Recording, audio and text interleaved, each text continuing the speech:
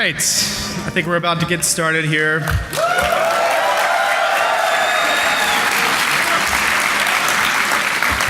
But before we kick things off, I have a special file I'm going to play on my laptop real quick to kind of set the mood and tone for what we're going to talk about today.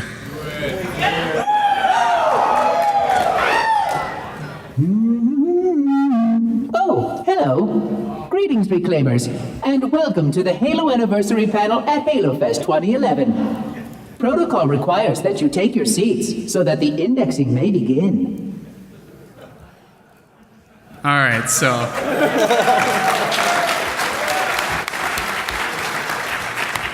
So first off, once again, I want to welcome everyone to the kickoff of HaloFest at PAX Prime 2011.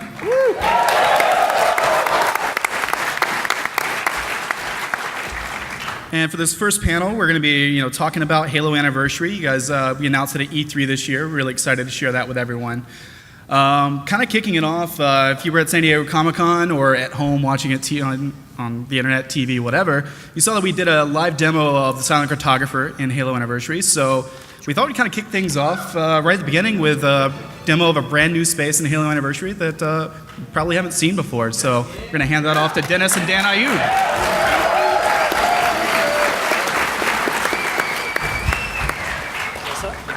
Hey everyone, thanks for coming. So, quick introductions. My name's Dan Abe, I'm executive producer at 343. Down here, moving along to demo, the lovely, the very talented Dennis Reese. Dennis is producer on Halo Anniversary, which is what we're here today to talk about. So before we get started, we definitely got some really cool stuff we want to show you guys. Few things. Big question we get a lot is, why are we doing this now? Well, November 15th is a very special day. Not just for Halo fans, but for the industry in general, because November 15th, 10 years ago, Halo 1 launched and changed gaming forever, right? I mean, I'm sure everybody here remembers the first time you played Halo. It was an amazing experience, and I promised David I wouldn't swear today, so I'll try not to drop any F-bombs, just a quick warning. But no promises, Ellis. It just might slip out. So it was a really freaking awesome experience, right? So, I mean, everyone remembers the first time they played it, and we wanted to do something special around that 10-year anniversary. But the real reason we're doing it is the fans, right? It's people like you is the reason that this franchise is here 10 years later. I mean, it's really incredible. So we wanted to do something special to commemorate that, because this is something the fan base has been asking for a really long time. Here's what we didn't want to do. I like to say it's the season of remakes right now, and what we didn't want to do is do an HD version, throw it in a box, and call it a day. We wanted to do something a little more special. We wanted to help capture that experience of what it was like to play this game for the first time, because, again, everybody remembers the first time they played it. It was a very special experience. So we wanted to do some things to capture that and help reignite that experience of what it was like to play this game for the first time. So what was really important for us was to exactly make sure the game played the same as it did 10 years ago. And one of the ways we did that is kind of a cool technical trick. We've actually layered portions of the original Halo code into the game.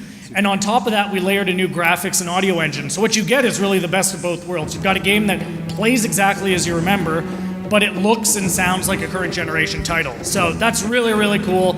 It was really important to us to make sure we got that. One of the other big things we've done that I'm personally most excited about with this game, probably heard a little bit about it, is Classic Mode. So for those of you who haven't heard about it, Classic Mode is a really cool feature. At any point in the game, you can hit the back button and the graphics flip back to how it looked 10 years ago. And you can come back and you can go back and forth as many times as you want. Really magical feature that I don't do justice to just talking about it, so let's look at it. So we're going to load up, we're going to get going. We're going to do something a little different than E3. E3, as David said, we showed Silent Cartographer, and we actually started in new mode and went to Classic.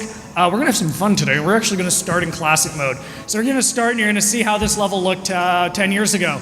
While we're loading, quick word on multiplayer. 6 multiplayer maps, 1 firefight. We have 4 of those multiplayer maps and the firefight map playable over at the Halo Fest area. Go check it out. So here it is. This is B343 Guilty Spark 10 years ago. Whoa, lights, wrong way on the lights. I know I'm not an attractive guy, but we should get those lights down. So, all right, while we're waiting on the lights, we're just going to get going. So the first thing people comment on when they get playing and they put their hands on the controllers is, wow, this plays exactly the same as it did 10 years ago. It should. We're running exactly the same code, so the game plays, behaves, and reacts as it did. So I promised you guys some fun with classic mode. Let's have some fun. So this is it 10 years ago. Let's hit the back button. How does it look today?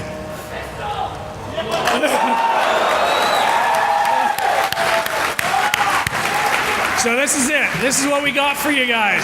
So what we get is a lot of cool things, especially on a level like this where people can, had some issues, they got lost, things like that. We can use modern day level techniques to kind of light you and guide you on the path.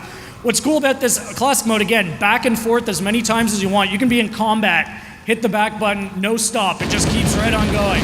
So as Dennis starts fighting, we're gonna pray he doesn't die in this demo and get really embarrassed. I'm gonna start to hear some of the new audio. So we remastered the weapon effects, the sound effects. I'm sure you guys remember the classic orchestral stuff that was very important to the feel of this game.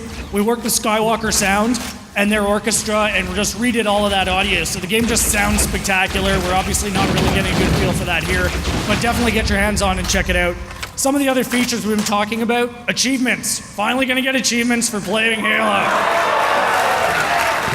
So yeah, we're very happy about that. Co-op over live, another feature we've been talking about. It's funny, people tell me, man, I remember having to shove my TV into my car to go play co-op with my friends. Yeah, you don't need to do that anymore. Terminals is some other stuff we've been talking about. We're gonna come back to terminals because we're actually gonna show you guys an example of that later. So this is actually a great spot that Dennis is at. You're gonna find several points through the game that's like this, that just kind of looks really cool. And this is just a really fun point to say, hey, what did this look like 10 years ago? And say, yeah, things have changed quite a bit. This for me, I like to say this is like 10 years of gaming evolution at the touch of a button, because it's not just what Halo looked like 10 years ago. As game makers and game fans, this is how our industry has evolved over 10 years. So this is just really, really a magical experience for me. So let's see what else is coming back. Oh yeah, the Magnum's back. So everyone remembers this crazy overpowered weapon. It's still crazy, it's still overpowered, and we will have some more Magnum announcements to make over the next couple of days as well. So as Dennis starts having some fun with the Magnum, one of the announcements we made last night is 3D. We are gonna have 3D support for Anniversary. Reason for that, people are investing in this technology. So if you've got a 3D TV, go out and play it. If you don't, you're not missing anything. The game is gonna play, like all of the features we have are intended to be supportive, right? And that was really core. A reason for the game was it needs to play the same as it did 10 years ago. So all of these features we have support it, but does not change that core gameplay in any way. So I talked a little bit about terminals. You guys may remember these things made their debut in Halo 3. It was a nice little Easter egg for people to find out some more about the universe and what was going on in the story. Primarily text on a screen. The idea was really cool, but we thought, hey, how can we make this a little different, a little more interesting? So we've taken a more graphical approach with terminals, because as storytellers, that allows us to really tell a more emotionally engaging story. So if we can switch to video 1, we are actually going to take a look at the first terminal in Halo Anniversary. That should be coming any moment now. Dennis, man, it's on you. You got to carry this while we do this. So, while we're waiting for the switch, at E3 we kind of showed a trailer to kind of show the style we were thinking of, but what we're going to show you now as we load video 1 is actually the first terminal you're going to see in the game. If we could get the lights down too.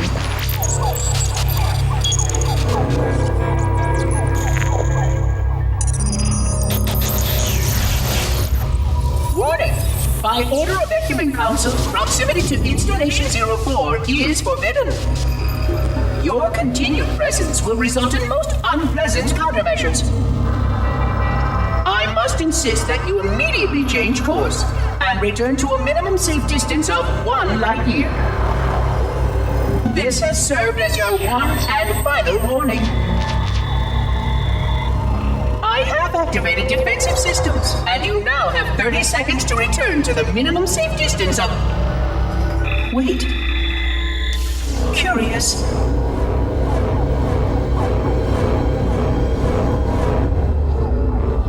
Curious indeed, after all these years.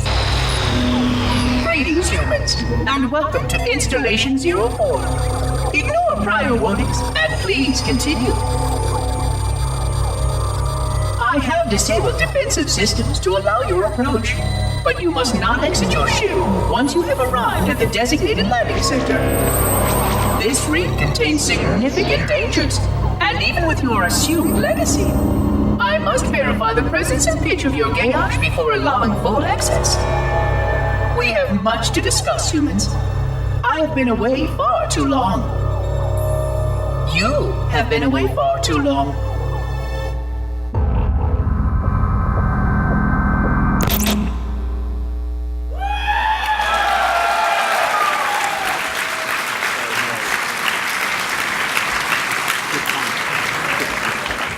So judging by that, I'd say that went over pretty well.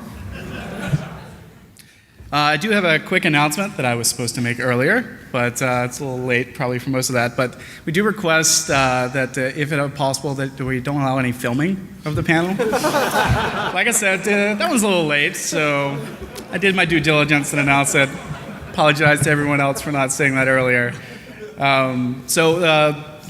The terminal we just checked out there. Real quick, before we kick it off, I forgot to introduce everyone else on the panel. So my name is David Ellis. I'm content producer at 343.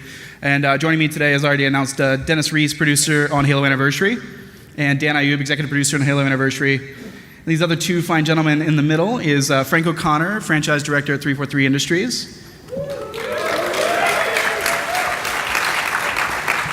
And next to him is Mr. Kevin Grace. He's our franchise manager, also at 343 Industries. And so since we just checked out the terminal video, I'm actually going to ask Kevin a quick question. Can you talk a little bit about what we just saw and why we're doing terminals again in Halo Anniversary? Hello. Oh, Lord. Okay, yes. So the terminals have been a neat addition to the Halo game since the start. Their first kickoff in Halo 3, where, as Dan said, they were kind of hidden in some sneaky corners, and they told a text-based story about the didactic and the librarian. But the reaction of the terminals was actually much, much bigger than their actual footprint in the game. It was something that people really liked to get more information about the rest of the universe, kind of exactly what events set up the gameplay that you're having right there. And it was something that was continued through in ODST and also in Reach, through Sadie's story and through the data pads in Reach. So it seemed like a natural fit for Anniversary as we were going back to put a little extra fun into the game for the 10th anniversary of Halo. And also a nice way to be able to add to the story of Combat Evolved without changing it. So these won't change what happens in Combat Evolved. It's the same story that you played, the same story you loved 10 years ago. But it adds things to the story, around the story, and to the universe. And hopefully in such a way that if this is the first time you've played the game, if you're just meeting Master Chief now, these will help explain a little bit about the Halo ring, where it came from, maybe what it was designed to do. It'll tell you a little bit about this blue light bulb dude who's following you around, Guilty Spark. And so for the new player, it kind of helps explain a little bit about what the universe is and lets you appreciate things a bit more. And then for the hardcore fan, if you played it 100 times, you'll also pick up some new things about some characters and some places that you thought you had everything about before. They also feed in some interesting ways to the other extended universe materials that we're putting out right now, the Greg Bear books, the Forerunner saga that he's telling. There's some nods to that in there. And if you're paying extra close attention, there might be a hint or two about some things that might come in the future of Halo. So so it was a great way to kind of stick with a tradition for Halo and something that the fans have loved and add to the game and just be one more thing that's in the box to give us all a chance to celebrate Master Chief's, not really 10th birthday, but kind of 10th birthday. And speaking for myself, this first terminal video is just a taste. The other episodes that I've had a chance to see so far, I think they're really going to blow you away. They're pretty awesome. Well, I think we're going to maybe at the Universe panel, we'll be back here at 4 o'clock today. We might give another little taste of those. So just a little taste. Yeah, if you want. So kind of bringing it back to the campaign from the terminals a little bit, I had a question for Dan about specifically the entire project of Halo Anniversary. Can you talk a little bit about how it came about and what were some of the struggles of getting it off the ground? Wow, you're just throwing me at it right away. Okay, so I mean, this is a project. It's funny, we get the question a lot, when did the game development start? When did we start thinking about it? And it's really a hard question to answer because this is something we've been talking about for a really long time, and it just accelerated as the 10th anniversary grew closer. So, eventually we got to the point where, this is something the community had been asking for a really long time, and we were at the 10-year anniversary of the birth of this franchise. So it really just became clear we needed to do something very special. I mean, in terms of the struggles, obviously there were the technical challenges involved with like lacing two engines together. I mean, that was quite interesting from a technical standpoint to pull off. But we're happy that we were able to do it because what was really most important for us was to make sure we maintained that gameplay. And the other thing we got to was we wanted to release that original experience that existed 10 years ago, warts and all, right? I mean, we got to the point where like we weren't even going to correct the bugs because we wanted to make sure the gameplay was exactly the same as people remembered it being 10 years ago. So, I mean, that was definitely a big challenge. I mean, the other big challenge came from the fact that we did want to make sure that this wasn't just an HD remake. We wanted to come up with features that were compelling, that were going to make it fun, and then helped accelerate that emotional experience we were trying to drive from people of what was it like to play this game 10 years ago. I mean, and finally it occurred to us while we were making this game that there's really multiple audiences. There's like, if you're an older guy like me, you actually remember the time you played this for the first time 10 years ago. And I mean, on a personal level, I was a PC shooter player, and this game like just really changed it for me and just really made it clear that you could have a really cool shooter experience on console. But as we were developing it, it hit us like, if you're an 18-year-old gamer, you were 8 when this game came out, and after feeling really old for a while, we're like, well, how do we make this compelling? Yeah, you're way younger than me, Kevin. We're like, how do we make this compelling for that player as well? And that's where the new graphics kind of come in, because a lot of people jumped in at Halo 2, Halo 3, things like that, and just may have looked at these original graphics as a barrier to get into the game. And that's kind of where the new graphics kind of made it really cool, because you don't have that barrier to get into the game anymore, and you can experience that really special gameplay for the first time. So, I mean, it was definitely a challenging experience. I think it was definitely a labor of love for us as well. I mean, everything about this was we wanted to make this special, and we wanted to make this a celebration, right down to the price point, right? I mean, we've got it to at a $39 price point because we just really wanted to make this a big celebration. And yeah, I mean, I don't know, Dennis, anything you want to add to that? I mean, personally, right when I first started on the project and people started to find out I'd be the producer, I suddenly got this influx of mails from all across the studio of, hey, do not change the game. Do not change the game. And for me, that was, I never planned on it, but just dealing with all of the people coming by my desk saying, oh, please, I got some great suggestions of other things you can do for achievements, of Easter eggs, and just all of the input and trying to sift through it and make sure that people understood that we're going to keep everything the same. We make sure that we paid as much respect to the game as possible while still trying to make it fun and just sort of, figuring out everyone to work with. That was a bit of a struggle at first, but it was fun. I think Ellis sent a picture of Dennis's kids to him with a note that said, "Don't screw this up." So yeah. For the record, I make no apologies. Yes, David Ellis, yes. So one of the things you talked a little bit about, Dan, during the demo is that you were offering stereoscopic 3D support for Halo Anniversary. Obviously, we couldn't show it in 3D today on these projectors in this panel, but people will have opportunity to experience Halo Anniversary in 3D for themselves. Can you talk a little bit about how they will be able to check that out and where? Yeah, so I mean, a quick word about the 3D.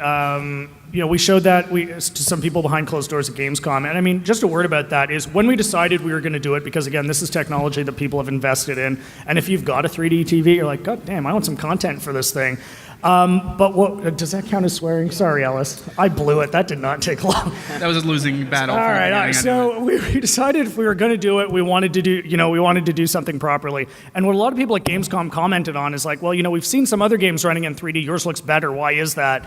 And the reason is we didn't grab an off-the-shelf 3D solution like a lot of people do. We actually developed something ourselves that allowed us to tweak it, and the user can actually tweak the 3D settings themselves. So it actually pops a lot more than regular 3D. And if you head over to the Halo Fest corner, or nook, or area, or section, or whatever we're calling it, we've got a 3D center where you're actually going to get a chance to check it out. And actually on Guilty Spark is actually a really good level for that, because you get some great, the foliage pops and the plasmas flying by your head. It's actually a great place to check it out.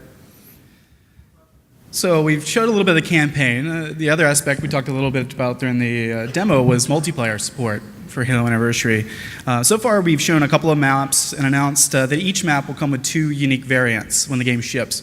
One will replicate the feel and flow of the original version, so Beaver Creek is going to look and play like Beaver Creek. But we've also included a new variants for each one that will have new spaces that weren't in the original map. And we're including that to kind of take advantage of the entire Reach sandbox if you're playing just vanilla Reach. But if you want to play Classic, you can play the Classic version as well. So every single one of the multiplayer maps will ship with 2 different variants. And today we're going to show off some of the maps. Some of them are playable, as Dan mentioned, at Halo Fest. But before we kind of kick this section off, we're going to show a quick behind-the-scenes video that's going to show off some of the maps and maybe some familiar spaces or two. So if we can just roll video 2.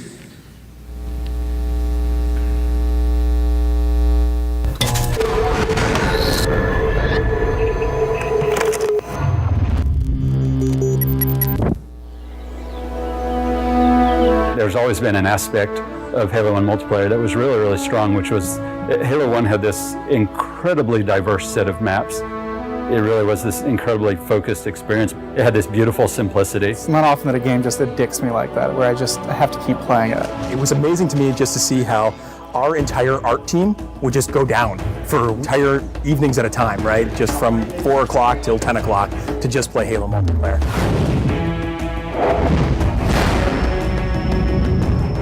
It wasn't that easy to just go through and say, oh, well, these are the maps that shipped with the original ones, and this is what we're going to do, because we wanted to do something bigger around the 10th anniversary. We also had to think about the existing Reach player base, and we didn't want to fragment it. We were looking at it from the player's perspective in the current day with the current abilities and saying, how would I play this level, and what do I think is missing? So we looked at maps from the Halo series entire, including Halo CE for PC and even Halo 2, and we thought, which of the maps are people's favorites that work well with the Reach engine and work well with modern kind of gameplay? One of the things we kind of came back to was that we wanted people to take a look at the map and immediately think like, oh yeah, I loved that map. Beaver Creek was actually the first map that started the whole conversation of, are we going to enhance the maps or are we going to just do pure remakes? So for each of the maps, we're doing 2 modes. We're doing a classic mode, which is staying as true to the classic map layout as possible. And we're doing a kind of a default tweaked and refined mode. Because you have things like sprint and jetpack, we took the opportunity to put in some new spaces and some new routes. There are tunnels and areas that you can keep the flow of the gameplay moving, so it's not so much of a dead end when you get to the end of the canyon. It's still a small map. It feels bigger than it is. They don't feel as isolated. You feel very much like you're in a world that's alive and in flux. We want you to feel that pang of nostalgia in your chest every time you look at the map. We chose Timberland because it was kind of an unsung classic. Probably one of the best vehicle maps. I spent a lot of time in custom servers on Halo PC just playing Team Slayer on it. The map itself is actually 20% smaller than what it used to be. On the art side, we've added a lot more tree cover. There's a big canopy of trees which kind of envelop the play space more. I'd like to think of this as Central Park, New York City. Here's this beautiful landscape, but right on the edge of a city all around them. There's so many tight turns that there are lots of places for you to get hung up on and grenaded. Just fun stuff happens. What other FPS do you get to put colorful flowers and green grass on your map? Another example of a map that was gray walls all the way through. Feel like you're just in a box with ramps. We decided to make it a prison by putting it in a place where it couldn't be accessed. We had to open up a lot of walls with windows. We even added glass to the floor. It's an interesting challenge to add navigation or even add new pathways that aren't dominated by jetpack in a purely vertical map. Added bridges and overhangs that change the flow of the map. We don't want to overdo it because if there's too much noise in a confined space, then the map gets just frustrating to navigate. The gameplay's still the same, but it makes you feel like you're in a much more dynamic world. Damnation is a good example of really pretty much purple walls, and that's what represented the Covenant theme. We kind of left it to certain affinity to think about, like, well, can they give this map a context? And I think they started by looking in the room with the waterfalls. We really wanted to give people a sense that they were in this water processing plant or this facility that had to deal with these natural elements. The bottom area at the base of the waterfall, there used to be spaces in between them, so you had to jump from the 3 spaces that extended out. Now it's just a single walkway. You didn't realize the first time you played it in the original, but now there's all these ledges and different opportunities to get around your opponent and flank them that weren't there before. I think with our additions, so you don't accidentally fall to your death all the time, and also the jetpack, that map has really changed a lot, just the general flow, and it's a lot of fun to play. This location we chose is kind of where the genesis of Firefight began. It's a place where you stop and you defend. Traditionally, Firefight, you've never really had the Marines fighting with you, and that's something we were able to do, and we thought, well, if we can pull this off, this is going to be a nice new take on Firefight. Now it's you, your friends, and some buddies, or if you're playing by yourself, now you actually have some help. Honestly, there's just nothing better than hopping online with a buddy, getting in a warthog, just killing some grunts. It's fun. Normally with a title update, what happens is you download the title update and your world has changed forever. Since we couldn't really give them the existing Halo CE gameplay with an online component, this was the next best thing. A lot of the fun of Halo 1 is being able to use the Magnum again, and we wanted to allow you to use that in multiplayer. We're able to replicate the look and feel of the Halo 1 pistol with the standard pistol from Reach. 3 headshots, anywhere on the map, you're going to take an enemy down. We've made sure that we can implement these changes on a game type level, which means we can have a version of Slayer that is exactly as it's always been, and a version of Slayer with our title update changes. We're going to be releasing beta hoppers before the launch of Halo Anniversary, and we're going to utilize all the feedback we get from the millions of players that participate to help ultimately shape this title update. If people take away one thing from the Halo Anniversary DLC, it's the realization that those old classic maps still feel really modern. It's like a brand new map all over again once you get the armor abilities in there. The soul of all of these maps are still very present, and in fact, in many ways, they're enhanced now. Overall, the campaign and the multiplayer, it just hasn't aged in the way that we expected it to feel. And when I switch to classic mode in campaign, or when I play Beaver Creek in multiplayer, it feels new, and it still feels nostalgic, and it's a strange mixture of feelings.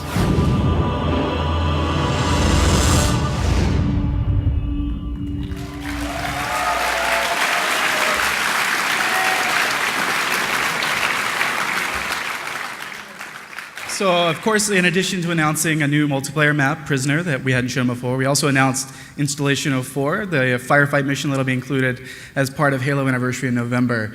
Of course, we ended the piece off with some information about the title update. Obviously, the big news for that video is that the Classic Magnum is being brought back in multiplayer. You'll be able to play that in Anniversary Slayer game types. I wanted to talk a little bit more about the title update, just to kind of give you a rundown of what will be included in the title update, and so you'll know what to expect when that launches. We're planning on launching the title update sometime in mid to late September. We're not quite sure on the date. There's certification issues, so I don't want to promise the date if we're not going to hit it. But it will be sometime in probably late September.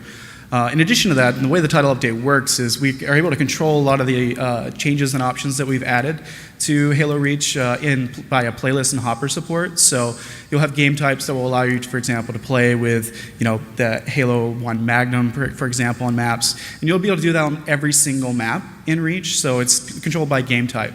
So it's not just kept back to the original or the maps that are coming out on Anniversary.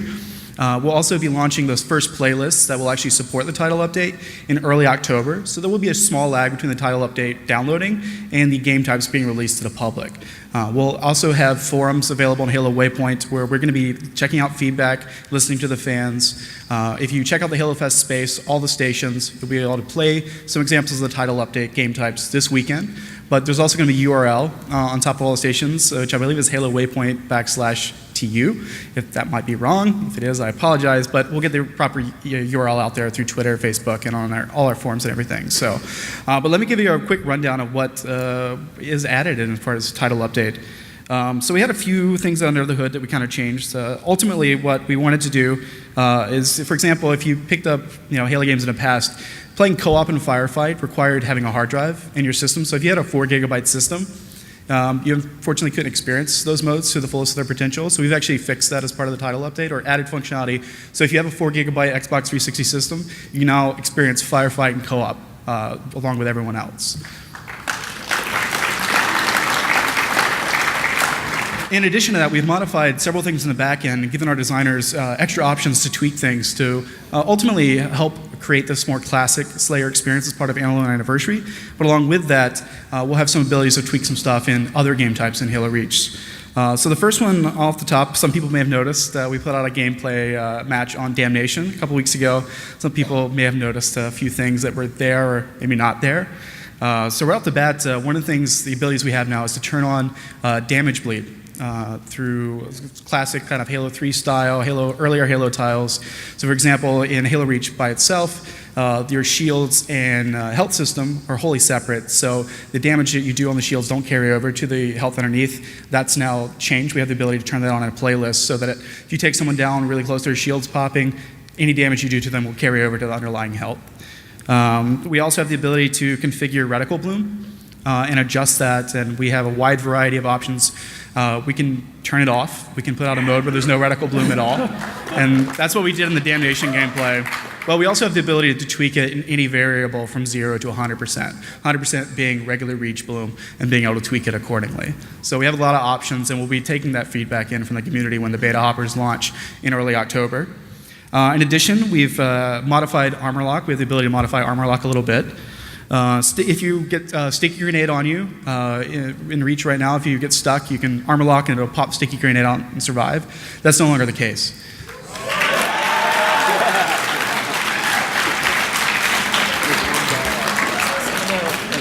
So right now, if we turn on the modified armor lock and you get stuck and you armor lock, you're still going to die. Another difference is also, we also have the ability to turn on, as part of the modified armor lock, while you're armor locked, you are basically invincible as long as your bar is filled up.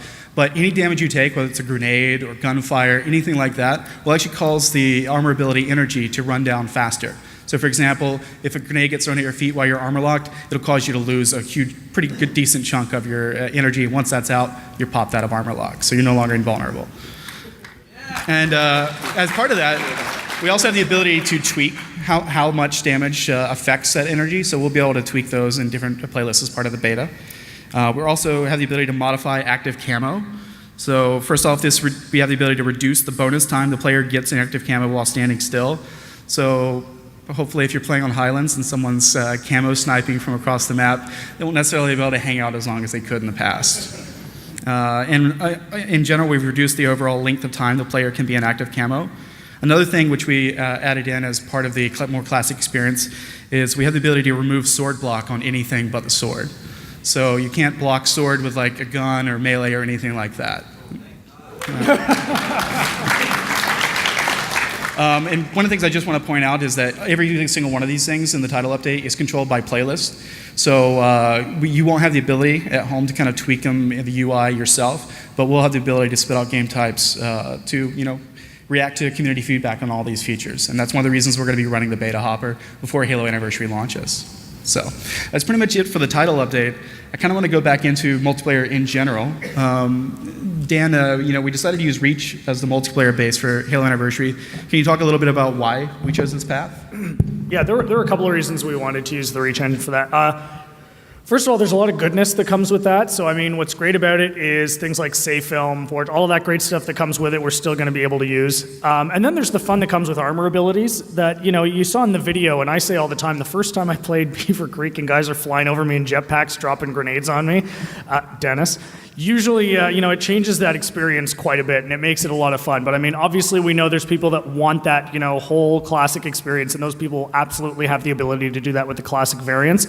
But the Reach engine did offer, that kind of thing to make it interesting. I mean, and then the second reason was just population, right? I mean, the notion being that if Kevin's playing Reach and I've got Anniversary, we wanted to be able to play together, and we didn't want to penalize Reach players, of course, by any means, by doing something completely different.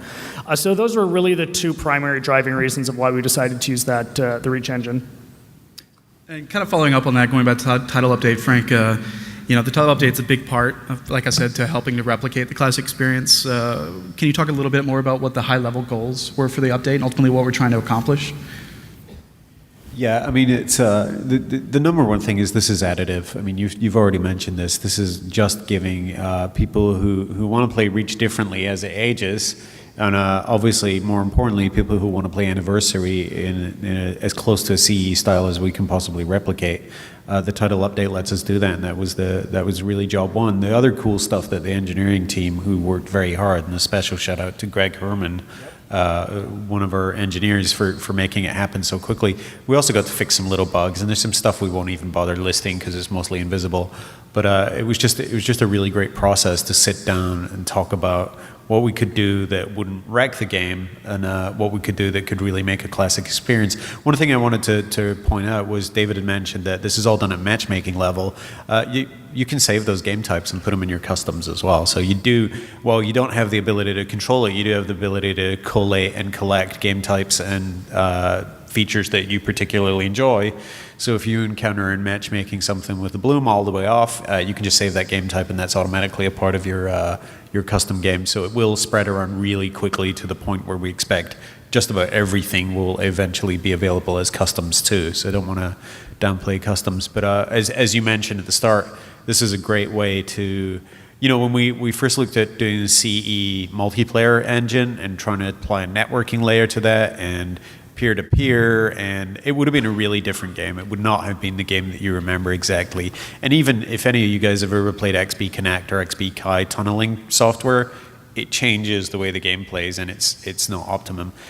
With the time we had and the schedule we had and the resources that we had, it would have been a huge risk to do that and completely impractical, and we would have showed up in the middle of 2011 with a game that interrupted the ecosystem and flow for Halo Reach. So this was the best of both worlds, and it is a compromise, but I think great things sometimes come out of compromise, and we think people are really going to like the results.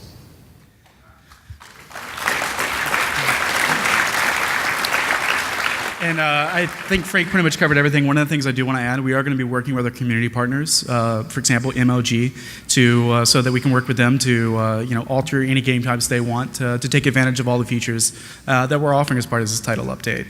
Yeah, that's one end of the spectrum, and on the other end is we'll work with people from all across the community so that HBO can have all plasma pistol, 200% shield, invisible darkness, nightmare maps.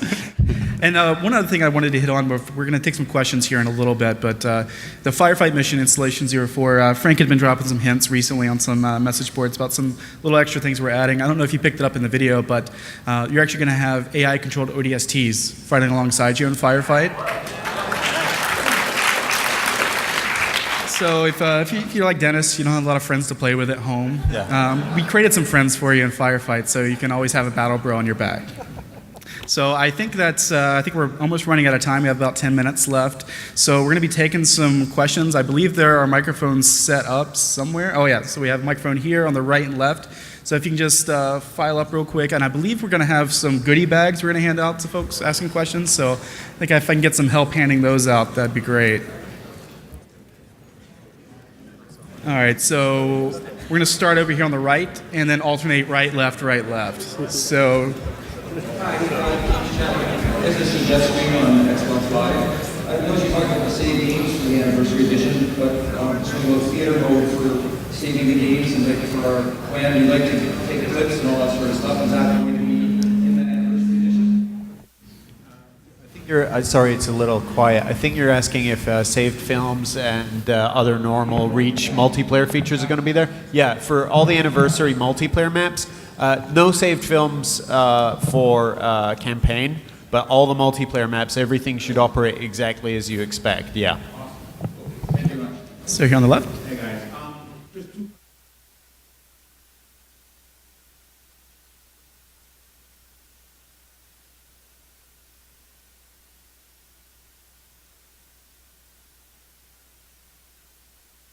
Over the years, some of the stuff that kind of didn't match from going from game to game, would you maybe do something a little kind of explain why, maybe something scripted? And then the second question was more about the MLG side of things. It would be great if you were able to make a game, maybe not just a game or the next game or maybe a little file or whatever, where you could lock cameras on certain views or like spectator view, so you can do like land matches and dedicate some TVs to certain modes that people can see and cheer on their buddies and so on.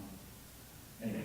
Yeah, so I mean, I would encourage everyone to come to the Halo 4 panel on Sunday morning, and we'll talk more about Halo 4. I doubt we'll get that specific, but it is an interesting point. But I think back to the terminals thing, it's going to definitely explain some aspects of deep canon that fiction fans are interested in, but it's not designed to be sort of canon spackle, as we say. Why was the Pillar of Autumn near the surface at this window of time?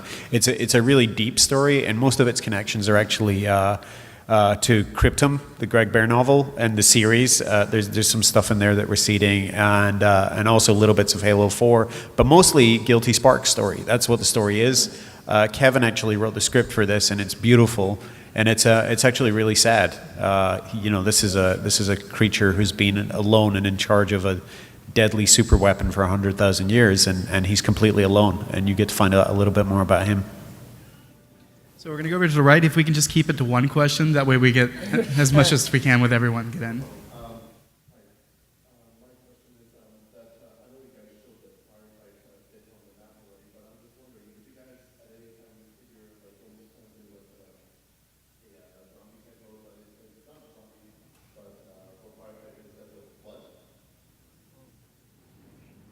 Not an anniversary. Hey,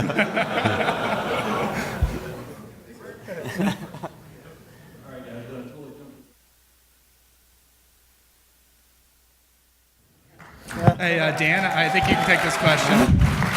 Dan. That is a wonderful question. One I'm getting a lot these days. So, I mean, obviously, everything we're doing right now is around the 10-year anniversary of the first one. But, you know, I like to say we're doing the first one because it's what people are asking for. So, you know, anything's possible, right? Send Dan emails. His email address. No.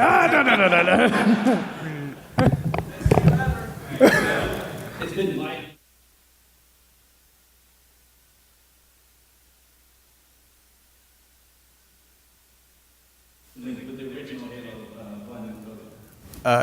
Unfortunately, no is the clear answer, but a simpler answer is local system link play is available on the Gandhi version, the games on demand version of Halo, which also runs at 720p. And that was another one of the weird factors we had to consider when we were making this, is that game actually already exists and runs on the 360 and is available right now. I think it's only $19.99, right? Yeah, and that's not a great answer, and it's probably not a good enough answer, but it's a fact. The game is out there, and if you want to play System Link, you can get it on Games on Demand and play it that way. I hate that answer, but it's the truth. So, about the Skulls and Halo Anniversary campaign, are they going to be pre-unlocked, or are you going to have to search it? Wait, Dennis. I'm going to jump in beforehand. Right. So we are going to be talking more about skulls this weekend if you come to the Halo Anniversary campaign panel tomorrow. That's so close. I gotta keep something for the rest of the weekend. Otherwise, you guys get restless and I get beat up, and I don't want that. Dennis is a cheap drunk, so there's a quick way to that answer. Mr. Yamamoto, question about the armor lock and the grenade. Can you sacrifice yourself if you get stuck? Armor lock and contain the explosion? You mean to keep other people around you? Exactly. If you got teammates around you, keeping them from getting flaked? I'll have to check on that, but I'll make sure we answer that on the Sunday afternoon multiplayer panel. Yeah. Thanks, gentlemen. I don't know 100%, so I don't want to answer it and possibly be wrong. All right. So you guys already said you guys can play from Anniversary to Reach. For all of us who play Reach like throughout this whole year, are we going to have to start all over from level 1, or are we going to get all of our armor to begin with that we've been unlocking and getting to Commander with, and our helmets and whatnot? I mean, I think if I'm understanding the question correctly, when you play Anniversary, will it reset your Reach multiplayer experience? Yeah. No, it should be fairly seamless. I mean, fingers crossed, right? But what should happen, and we'll get into detail on this in a little while, is you'll be able to basically install the maps to your hard drive and play them from Reach, but also you can launch them from the disk. But it will be your Reach career, it'll be linked to your gamer tag, and everything should be the same. So, all right, thank you. Okay, now regarding the ODSTs from the firefight map, are they just going to spawn every round, or is there going to be a set amount that spawn at the beginning? You guys go play it and find out. It's across the street. Fair enough. Okay, I was wondering if you said that when you're playing, you can have Reach and you can play with someone who has the Anniversary disc, online multiplayer together. When you do that, are you going to be able to play the Reach maps from your Anniversary?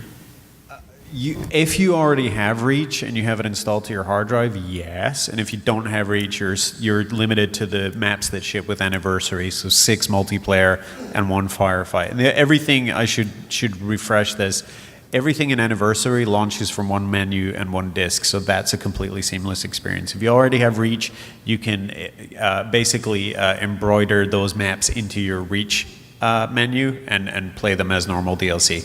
Okay, thanks. Hey, Marty O'Donnell's already got the music well covered for the original game, but I was wondering if there's any new music that we could expect in any kind of way. So, sort of. So, Marty wrote a beautiful, amazing score for Halo, and he's going to be. Is he in this room later today? Yes. 4 o'clock, this room. Marty's going to be here himself, and so one of the great joys, apart from the gameplay and the features that Bungie put in the game, one of the only things that we didn't have to worry about is if we had good music, because we were able to take Marty's original scores and re-record them with a much more expensive orchestra.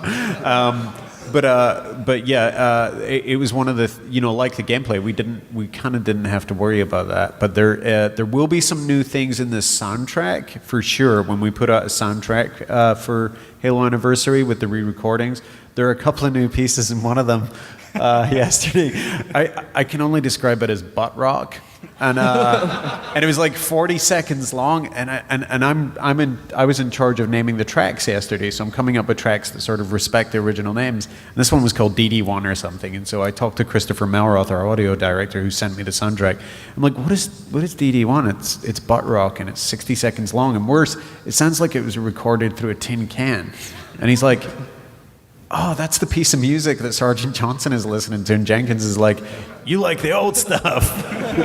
But that's apparently going to be on the soundtrack. So when you get to a really weird track, as they're all muffled and crazy. Thanks, Brecky.